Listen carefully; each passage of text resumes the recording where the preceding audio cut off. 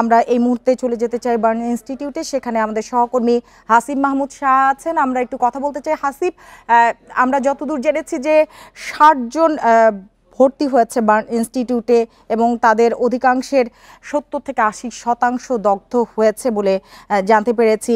এরপরে আর কেউ বার্ন ইনস্টিটিউটে গেছে কিনা আপনি কি জানতে পারলেন? অভিভাবকদের সাথে কথা হয়েছে কিনা, চিকিৎসকদের সাথে কথা হয়েছে কিনা, তাদের অবস্থা কি?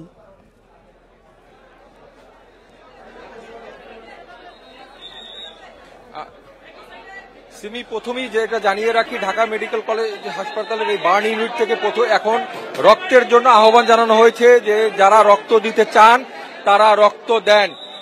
এই তথ্যটি আমরা মনে হয় আমাদের গণমাধ্যমে প্রচার করতে পারি। যারা রক্ত দিতে চান বার্ন ইনস্টিটিউটে এসে তারা যেন এই শিক্ষার্থীদের জন্য রক্ত দেন, কারণ যারা আহত তাদের অবস্থা ভয়াবহ দেখেই রক্ত চাওয়া হচ্ছে। কারণ এখানে রক্তের সংকট আছে বলে আমাদের কিন্তু এই আপনি দেখতে পাচ্ছেন মাইকে কিছুক্ষণ পরপরই যে আপনাদের মধ্যে থেকে যারা রক্ত দিতে চান তারা রক্ত দেওয়ার জন্য আহ্বান জানানোর এই বার্তা দেওয়া হচ্ছে।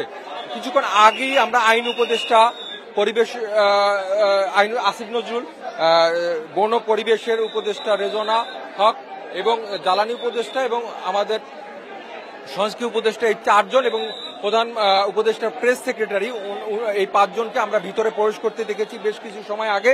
এখন পর্যন্ত তারা কেউ ভিতর থেকে আসেননি। এবং আপনারা দেখতে পাচ্ছেন, আমি যখন কিছুক্ষণ আগে আপনাদেরকে জানিয়েছিলাম যে 60 জনের এখন ভর্তি হয়েছে, কিন্তু এখন যে আসলে সংখ্যাটি কত এটি আসলে আমার পক্ষে জানা সম্ভব হয়নি। কারণ হলে 60-এর বেশি অনেক আগেই হয়ে গিয়েছে।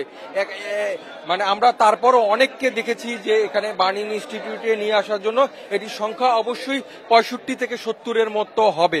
এবং একই সাথে আরেকটি জিনিস বলে রাখি যে এই যে শিক্ষার্থীদের যারা গার্ডিয়ান তারা কিন্তু ব্যাপক ভাবে যারা তাদের যে মন মানসিকতা মানে সেটা আসলে ভাষায় প্রকাশ করার মতো না। তারা বিলাপ করছেন যে আমাদের এই শিক্ষার্থীরা কলেজে ছিলেন, তাদের এখানে এই ধরনের ঘটনা ঘটে গেল এবং তারা বিলাপ করছেন, কান্নাকাটি করছেন এবং তাদের যে কষ্ট, এই কষ্ট এখানে একদম ভারী হয়ে গেছে। এবং আপনারা দেখতে পাচ্ছেন এখানে যে কি পরিমাণ উপচে পড়া ভিড়। ইতিমধ্যে কিন্তু আইনশৃঙ্খলা রক্ষাকারী বাহিনী, র্যাব, আনসার, পুলিশ এবং অন্যান্য স্বেচ্ছাসেবক যারা আছেন তারা কিন্তু ইতিমধ্যে যুক্ত হয়েছেন এবং যুক্ত হওয়ার পাশাপাশি এই পরিস্থিতিটা যেন সামাল দেওয়া যায় সেই ব্যবস্থা করার চেষ্টা করছেন।